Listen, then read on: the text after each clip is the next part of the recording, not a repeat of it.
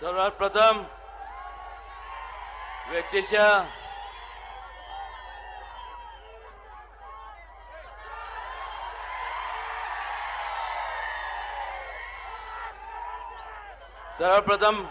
माझ्या वतीने आणि उपस्थित सर्व मान्यवरांच्या वतीने छत्रपती शिवाजी महाराजांना विनम्र अभिवादन करतो।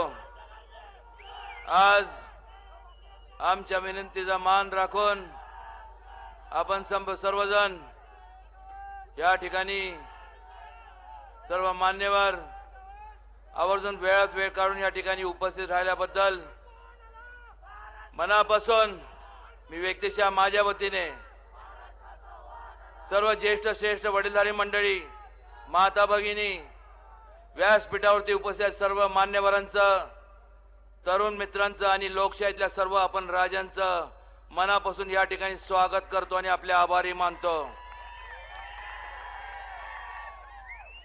आज या ठिकाणी खास करून व्यासपीठावरती उपस्थित असलेले माझे मित्र आणि आमदार शशिकांतजी शिंदे, आज जरी कोणी पण काही जरी म्हणत असलं, कोणी काही जरी म्हणत असलं, पण कुठं ना कुठेतरी सुरुवात करावी लागते। मला अजून 29 वर्षापूर्वीचा माझा काळ आठवतो। आठवा प्रत्येकाच्या आयुष्याची सुरुवात करत असताना थोडं अडकतो, थोडं इकडं तिकडं होतं।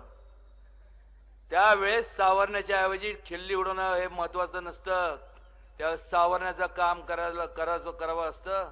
ही अपेक्षा माफक अपेक्षा वडीलधारी मंडळींकडनं असती, ही अपेक्षा जनतेकडनं असती। आणि आज त्याकरता मला आनंद होतोय की आज जनता या ठिकाणी पार्थ पवारला सावरण्यासाठी या ठिकाणी उपस्थित आली आहे।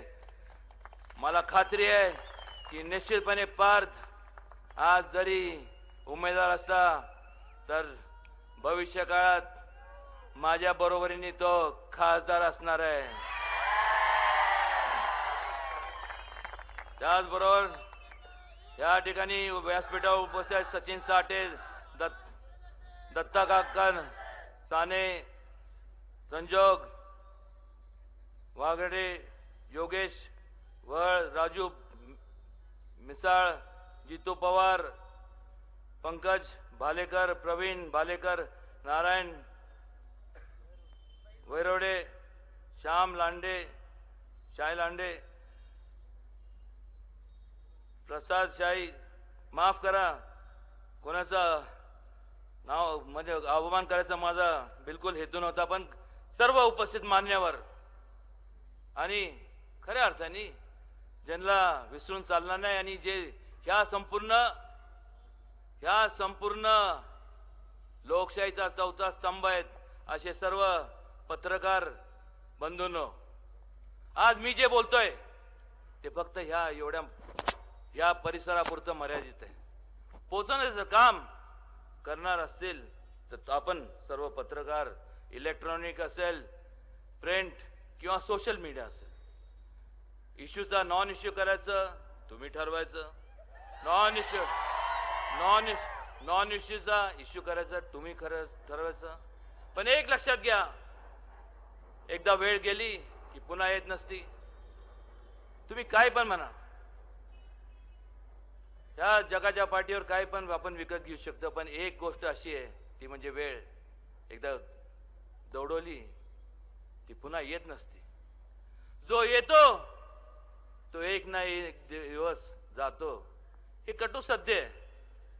पण मात्र आल्यासारखं जीवनाचं सार्थक केलं पाहिजे आणि दुसऱ्यांसाठी काहीतरी केलं पाहिजे, ह्या भावनेने आम्ही आज सर्व आपल्या समोर आलेलो आहोत। 5 वर्षापूर्वी आणि त्याच्या अगोदरचं थोडंसं जाणार आहे मी, ज्यावेळेस या देशाला स्वातंत्र्य मिळालं, गांधीजींनी काय संकल्पना मांडली, पंचायत राजची संकल्पना मांडली। संकल्पना काय होती? सत्तेचं विकेंद्रीकरण कशा करता, तर सत्ता स्थानं हे तुमच्या प्रत्येकाच्या दारात गेली पाहिजे, गावापर्यंत पोहोचली पाहिजे, तरच खऱ्या अर्थाने या देशामध्ये लोकशाही नांदणार। जन्माला आल्या काय ग्रामपंचायती, पंचायत समिती, जिल्हा परिषदा, स्थानिक स्वराज्य संस्था, अनेक लोक सर्वसामान्य कुटुंबातले त्याच्यात पदाधिकारी झाले आणि ह्या संपूर्ण पदाधिकारीच्या माध्यमातून हा देश उभा राहिला. 5 वर्षाच्या पूर्वीचा काळ जर पाहिला तर अनेक या देशाने अनेक सत्तांतर बघितलेत, पण ह्या 5 वर्षापूर्वी काय झालं? मन की बात. अरे वा, वेळ थोडा आहे, जरा डिस्टर्ब करू नका. मी मनापासून मी तुम्हाला करमणूक करण्याकरता आलो नाहीये. नीट ऐकून घ्या. हे जसं मला लागू होतं तिथं प्रत्येक उपस्थित सगळ्यांना लागू होतं. हा प्रत्येकाचा जीवन मरणाचा प्रश्न आहे. मन की बात. अरे वा, एवढा अभिनय तर मी कधी बघितला पण नव्हता. तुम्ही अभिनय करून तुम्ही लोकांच्या अंतःकरणात तर पोचला खरं. तरुणांना तुम्ही काय सांगितलं? 2 कोटी तुम्हाला नोकऱ्या देतो.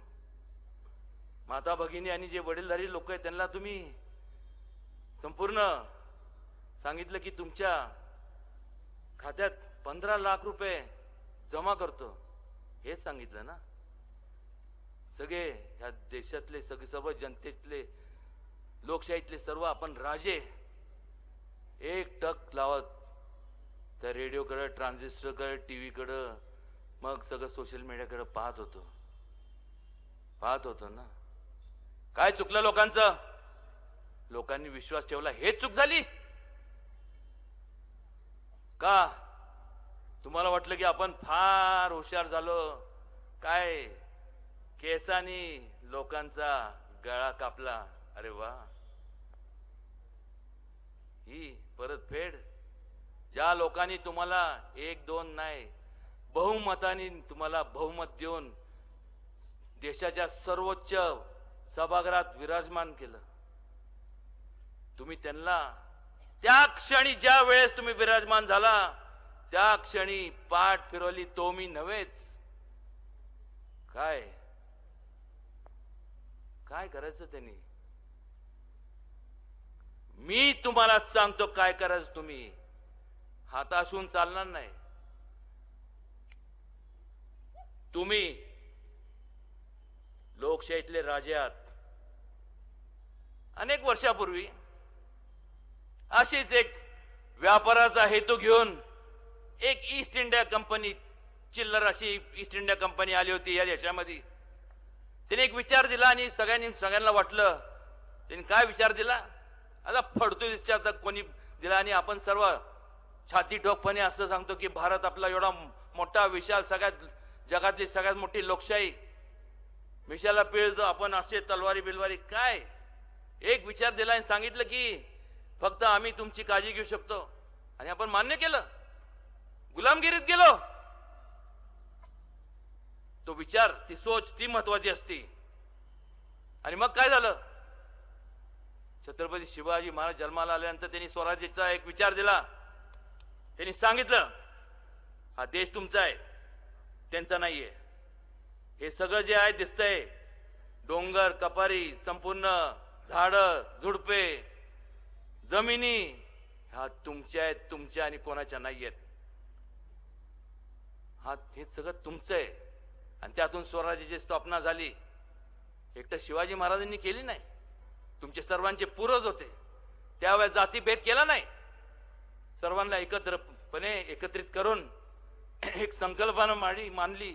ती होती स्वराज्याची, शांततेची, विकासाच्या कामांची, गतीनी कशाची गती, तर कशाची प्रगतीची. ती संकल्पना त्यांनी मांडली. आणि मग आज काय पाहतोय? ज्या लोकांनी, ज्या स्वातंत्र्य सैनिकांनी संपूर्ण आयुष्याची आहुती दिली, आज ही अवस्था या देशाची. आणि ते सुद्धा 5 वर्षात ही अवस्था ह्या देशाची, ज्याच्याकरता कोणाचा तरी वडील, कोणाचा तरी भाऊ, कोणाचा तरी बाप आज शहीद झाला देशाकरता. ही अवस्था ह्यांनी केली या 5 वर्षात. का गप्पात तुम्ही? लोकशाहीतले राजे आहात ना तुम्ही. आम्ही फक्त निमित्त मात्र आहोत, लक्षात घ्या. फरक एवढाच आहे, आम्हाला जाणीव आहे, जाणीव. आम्हाला जाणीव काय आहे की लोकांमुळं समाज म्हणजे लोक, लोकशाहीतले तुम्ही समाजात, लोकशाहीतले तुम्ही राजे आहात, तुमच्यामुळं आम्ही आहोत, ही जी जाणीव आहेत.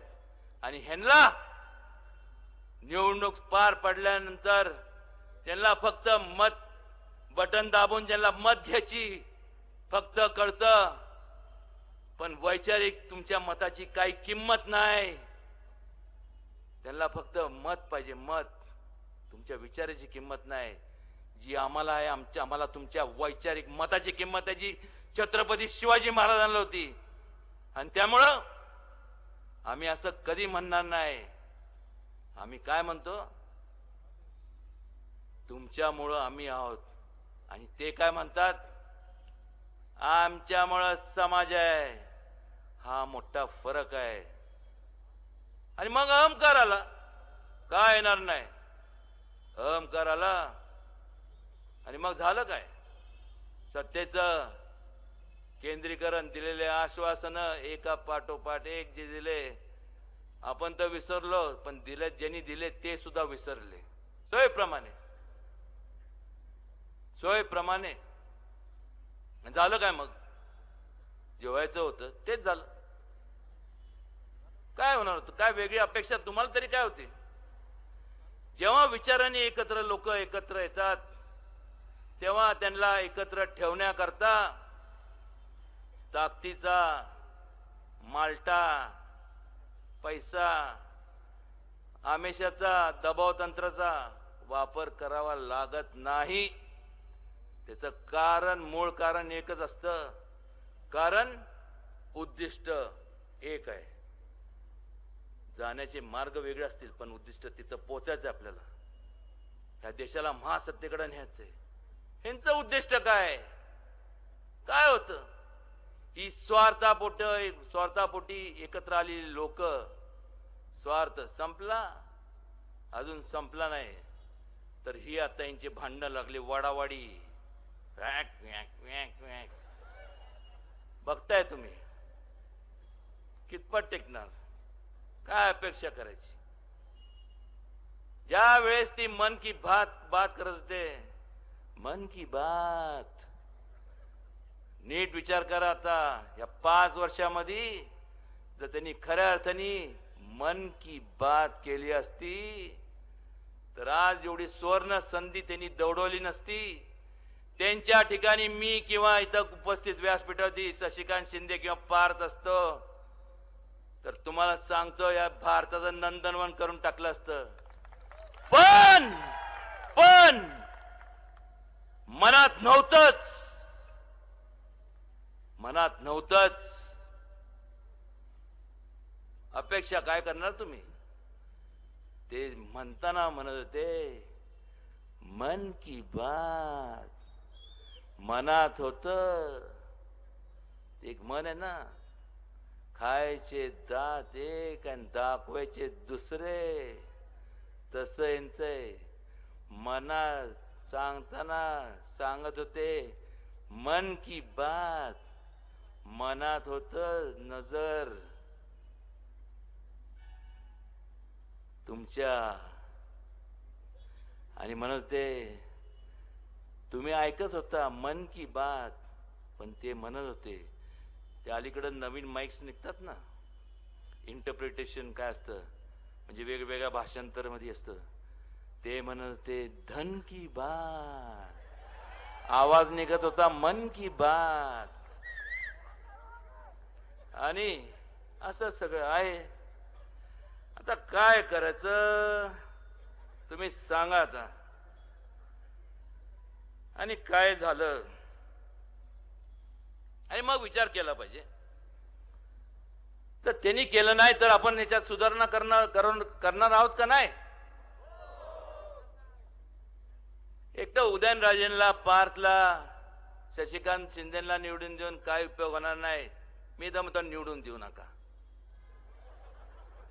हो, काय करू शकतो. एक तर मला निवडून दिलं, याला निवडून दिलं, यांना निवडून दिलं, काय करणार आहे? तुम्हाला खऱ्या अर्थाने तर देशाची दिशा बदलायची असेल तर तुम्हाला बहुमत लागतं. बहुमत असल्याशिवाय त्यांनी जे अन्यायकारक धोरण राबवलेत, अध्यादेश आणलेत, ते आपण बदल करू शकत नाही. आणि त्याकरता संपूर्ण वाटेल त्या परिस्थितीत परिवर्तनाशिवाय गत्यंतर नाही, एवढा फक्त विचार उराशी बाळगा.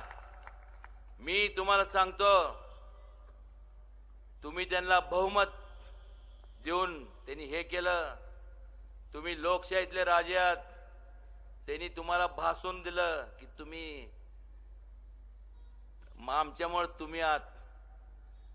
मला एक समजत नाही, कशाला पाहिजे हे दलाल? हो का लागतात? यांनी देश विकला, देश.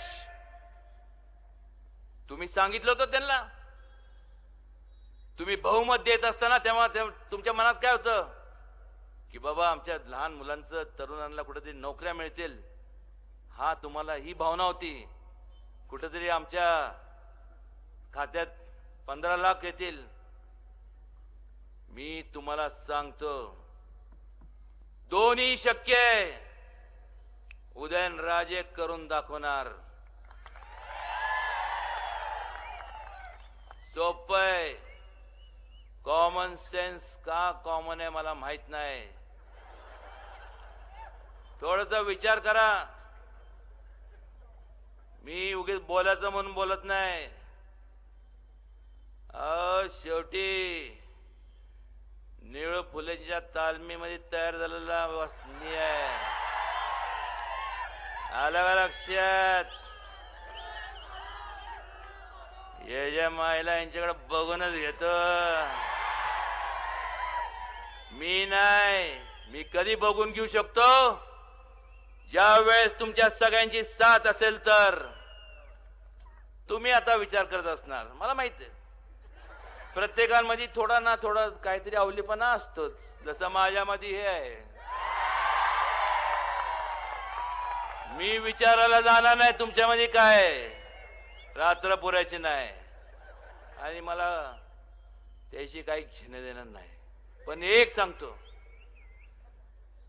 मला माहिती आहे तुम्ही विचार करत असणार, निवडणुका आल्यात, बोलणार, इतर येतात, उदयनराजे आलेत, फोक मारणार जाणार.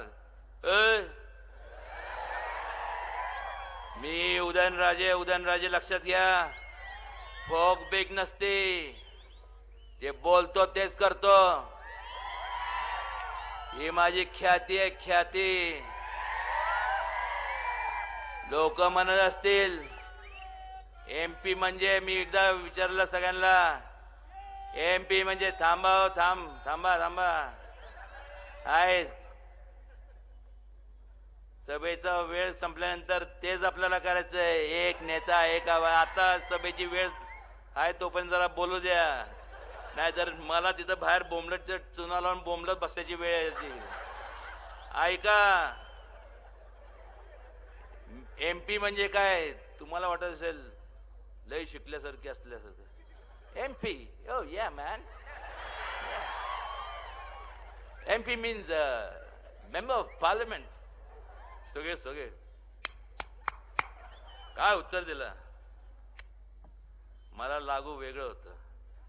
एमपी म्हणजे तुमची रक्षा करणारा मिलिटरी पोलीस आहे, मिलिटरी पोलीस.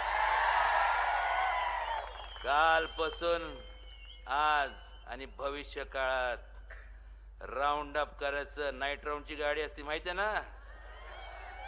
हा, जी जोरात बोलताय त्यांना नक्की माहित असणार. पण एक सांगतो, स्वतःच्या जवळचे जे बगल बच्चे होते, हानी तोनी ज्या जनतेने त्यांना निवडून दिलं, ते बिचारे करायला लागले पाणी.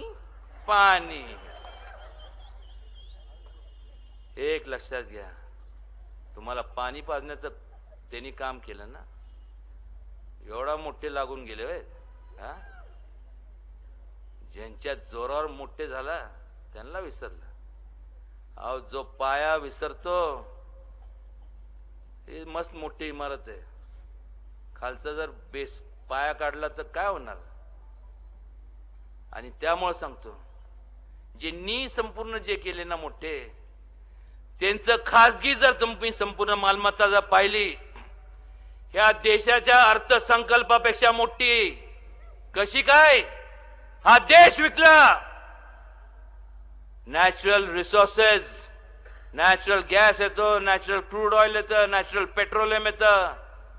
हे कोणाच्या बापाची मालमत्ता नाही, ही या देशाची मालमत्ता आहे. विकली कशी तुम्ही.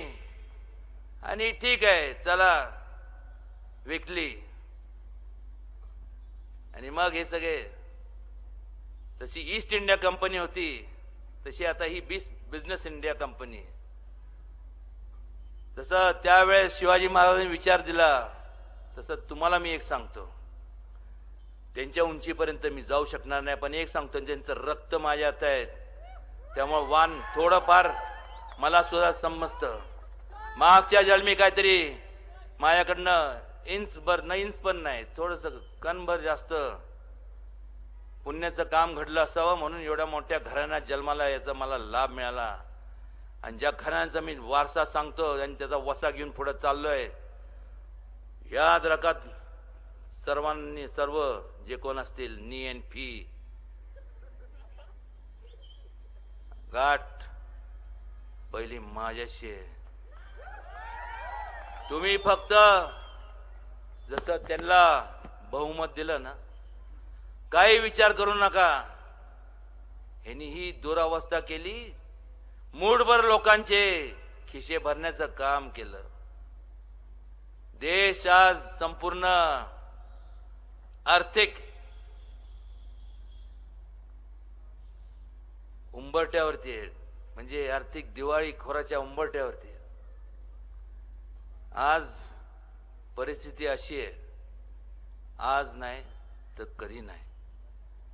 जे घडलं रशियामध्ये तेच त्याची पुनरावृत्ती जर आपण, तुम्ही लोकांनी, आपण म्हणजे मी आहे सगळे, पण निर्णय घेणारे तुम्ही आहात, लोकशाहीतले राजे. तुम्ही योग्य निर्णय घेतला तर देश महासत्तेकडे वाटचाल करेल, प्रगतीकडे वाटचाल करेल. आणि तुम्ही निर्णय चुकीचा घेतला, एक क्षणभराच्या फक्त आमेशा करता घेतला, तर हा देश पातांजलीच्या जे खाली तिथं वाटचाल करताना दिसता. तुम्ही फक्त मतदान करा, ह्यांच्या विरोधात मतदान करा. मी सांगतो तुम्हाला, ही सगळे नी आहेत ना, आई शपथ, अंबाबाई शपथ सांगतो, लाईन दोरीत उभी करेन त्यांना. कुठल्या गाड्या? हा, 22-24 100 कोटीची गाडी काय? गाड्या सगळ्या लाईन, पहिल्या लाईनीत लावेन, सगळ्यांना लाईनीत उभं करेन. त्यावेळेस तुम्ही सर्व जनतेचे राजे, इथं विराजमान, ही सगळी ज्यांनी आजपर्यंत लुटलं, हे तुमच्या जनतेच्या अदालतमध्ये इथं खाली उभे असणार आहेत. मला माहिती आहे, इथं लाईट चालू आहे का? बरोबर आहे. एअरपोर्टला सांगून टाका, आत्ताच ते बॅगा घेऊन चालले असतील. आणि तेच नाही तर ज्यांनी जे आज सत्तेत आहेत ते सुद्धा, कारण संपूर्ण त्यांची संपत्ती ती सरकार, केंद्र सरकारच्या खात्यात जमा करणार. एवढी संपत्तीतनं आपण काय करू शकतो माहिती आहे?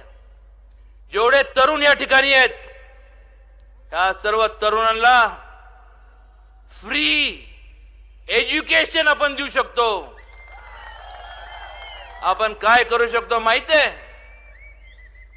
जे आज फक्त पैसे अभावी उपचार करू शकत नाही, त्यामुळे मृत्यू होतं, त्याच देशातल्या प्रत्येक नागरिकाला फ्री मेडिकल एड उपचार सेवा आपण देऊ शकतो.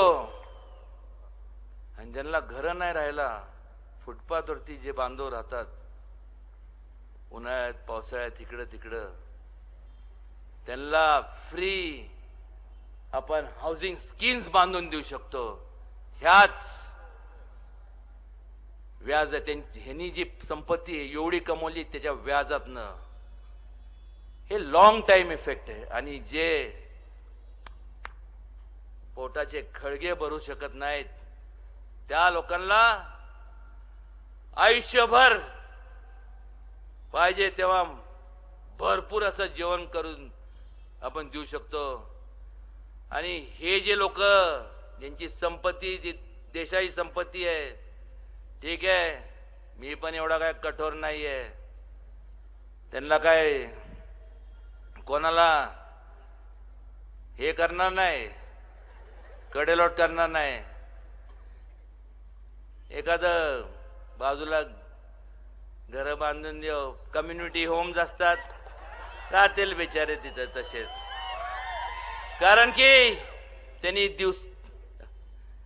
एकदा मारल्यानंतर माणूस मरतो, पण त्यांना जीवन जेवढं आयुष्य देवाने द्यावं की दररोज एवढा पश्चाताप झाला पाहिजे त्यांना की आजवर एवढे लोकांचा त्यांनी ह्या देशातल्या लोकांचा छळ केलाय, तेवढा त्यांना पश्चाताप होऊन क्षणी ते मरण पत्करलं असं त्यांना इच्छा त्यांची व्यक्त केली पाहिजे. काय चुकतंय माझं? का करू शकत नाही तुम्ही? तुमच्या हातात सर्व आहे. काय नाही तुमच्या हातात? काय नाही. आणि ह्याच्यामुळं काय होणार आहे? काय होणार? काय गांधीजींची पंचायत राजची संकल्पना ही अजून स्ट्रॉंग होणार, भक्कम होणार. हा देश अजून महासत्तेकडे वाटचाल करणार. अहो का करणार नाही? कारण की आजपर्यंत तुम्हाला जाणीव करून दिली प्रत्येकाने, आमदार खासदार मंत्र्यांनी काय जाणीव करून दिली? हो तू काय कॉर्पोरेटर आहे, अरे वा, आमदार, खासदार, मिनिस्टर, तसलं काय नाही. मला एक सांगा, कोण ब्रुसली आहे का हो? नाही. शाळेत असताना ब्रुसलीचा मी फॅन होतो, पण ब्रुसली कोण आहे? 2.5 ते 3 लाख लोक जेव्हा मतदान करतात तेव्हा एक आमदार निवडून जातो. 17, 17.5, 18 लाख लोक जेव्हा मतदान करतात तेव्हा एक खासदार निवडून जातो. ठीक आहे, ज्या वेळेस तुम्ही निवडून देता आणि जर ते व्यवस्थित वागले नाही तुमच्या, जर कोणामध्ये जर अहंकार आला, एक 2.5 लाख लोक एकाचा बंदोबस्त करू शकत नाही. 18 लाख लोक मला सोडून इतरांचा बंदोबस्त करू शकत नाही.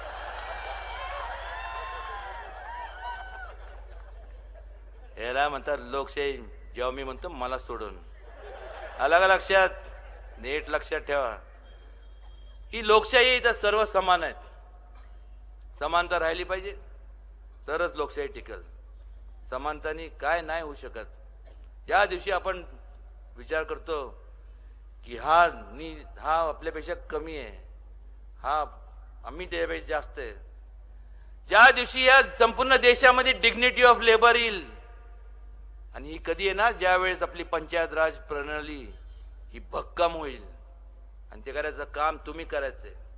कोण उच्च आणि कोण नीच, जात पात काय, कुठली जात आणि पात, हे प्रत्येक जण स्वतःच्या वैयक्तिक स्वार्थासाठी जातीपातीचं राजकारण करत असतात. कशा करता? अरे वो अपने मोहल्ले पे ना अपना उतना ये, वो अपने को होने मांगता, उधर क्या करने. अरे काय आणि नुसतं म्हणतो बघूनच घेऊ तर आपलं नाही, सगळी मिशाला पिळी. काय कुठं गेली हो तुमचं शौर्य? ज्या वेळेस चुकून माकून प्रत्येकाला दीर्घ आयुष्य लाभो, खूप मोठे व्हा, एवढे आबाळा एवढे मोठे व्हा, मला बघायचंय. खूप प्रगती करा, पण ह्याच बरोबर एक लक्षात घ्या की असे काय लोक आहेत जे स्वतःची मदत करू शकत नाही, जे जन्मताच अपंग असतात, जन्मताच जे त्यांना दिसत नाही, जन्मताच जे डिफॉर्मिटी असते, अशा लोकांसाठी आपण केलं पाहिजे. एवढं फक्त प्रत्येकाने करावं, तरच खऱ्या अर्थाने सुसंस्कृत माणूस बनू शकतो आपण. तरच खऱ्या अर्थाने या देशाला जीवनात आल्यासारखं एक सार्थक होतं. पण मात्र ह्या खरंच मला कधी कळत नाही. आता आपल्याला माहित आहे, अजून सुद्धा रात्री तुम्ही बघा किती जरी गाढ झोप लागली असेल आणि हा आवाज आला तर काय डस्किन जागा येते की नाही? येते का नाही एवढं सांगा फक्त. आवाज कोणाचा आहे? हा,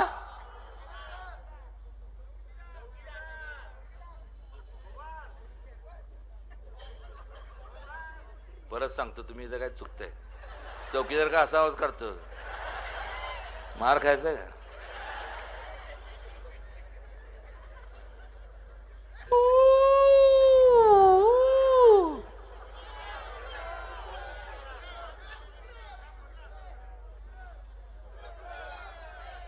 आणि लहानपणापासून आपल्याला माहिती आहे की असा जर आवाज जर आला तर आपण जागा होतो, इकडे तिकडे बघतो. कारण की काय होतं, हे काहीतरी मोठं संकट आलं का काय. बरोबर आहे ना?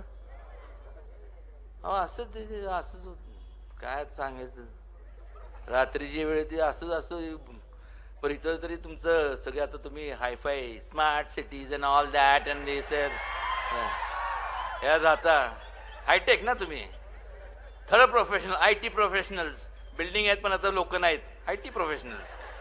Good, yo man, give me 5 असे म्हणणार आहेत. एक लक्षात घ्या, बरोबर ना? असं काय असतं ना. ग्रामीण भागात कसं असतं, खास करून जे मी जाती तर जंगलात असतो, तिथं तर लय असतं तशी. हा आवाज आला, मी म्हणलं आता काय खरं नाही, म्हणलं इकडं तिकडं बघितलं आणि तिथं रात्री इथं म्हणजे गाड्या बिड्या असतात ना, टी टॉ करणारे. आणि त्यात बाकीचे कॉलेज हिरोज म्हणजे काय, त्यांचं तर सगळ्यांचे गाण्याचं आवाज एवढतो. पण तिथं म्हणलं आता काहीतरी आज काहीतरी घडणार. TV लावला ना, सगळे गंभीर. काय झालं? सगळे सुतक लागल्यासारखे असे का बसले? म्हणलं काय झालं? आवाज असं झालं, घटना अशी झाली. आवाज आला,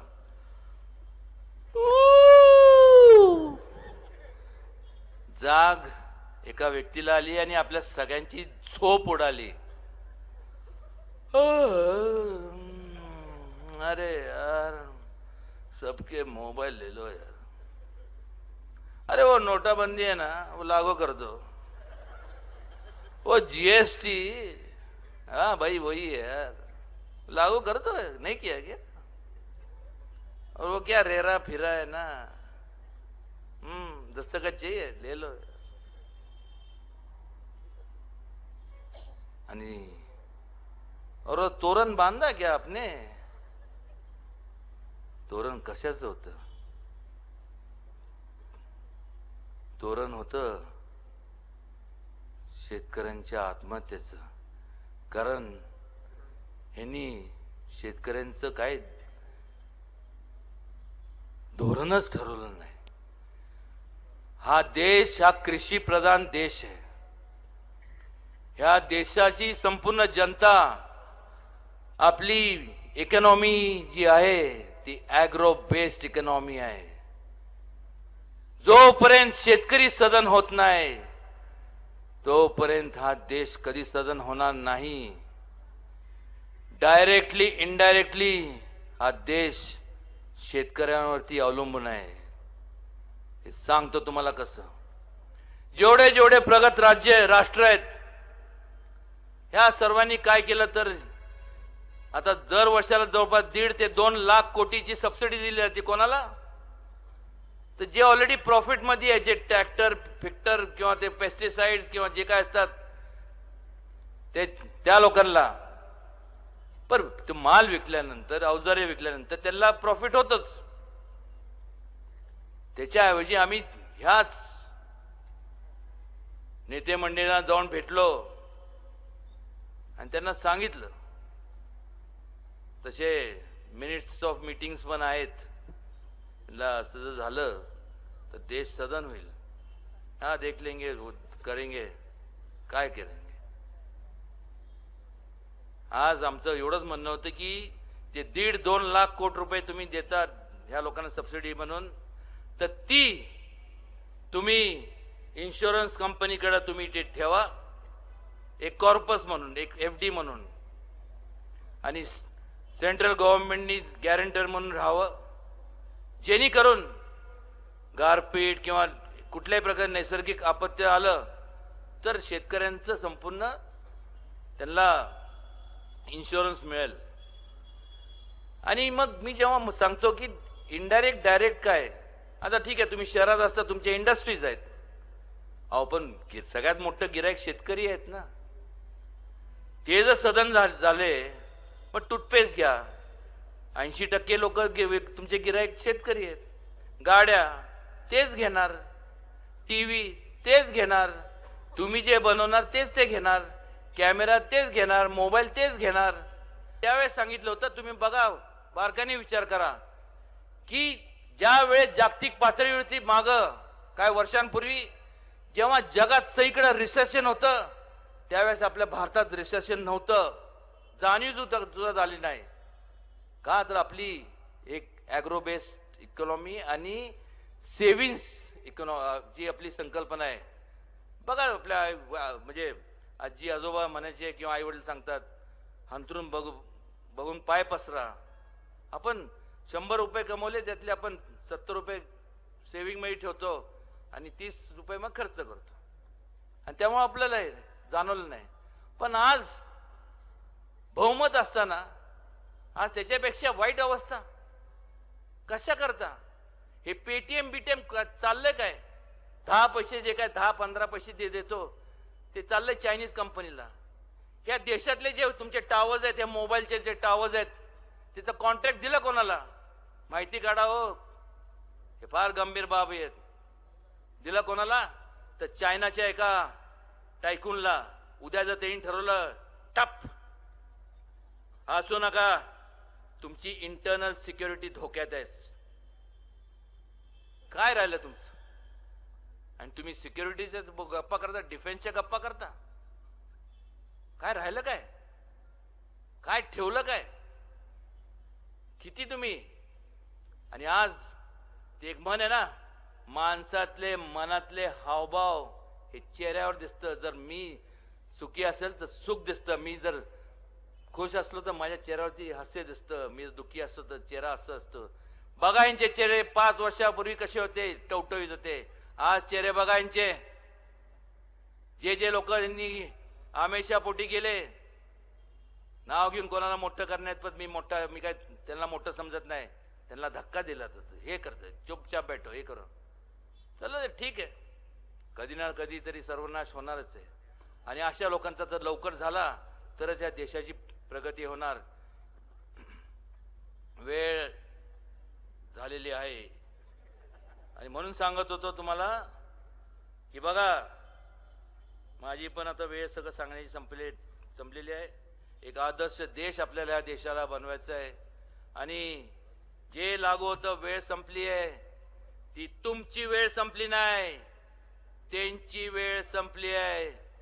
एवढं लक्षात घ्या, सत्ता हातात घ्या आणि या संपूर्ण देशाचं नंदनवन करा. एवढं सांगण्याकरता मी या ठिकाणी आलोय.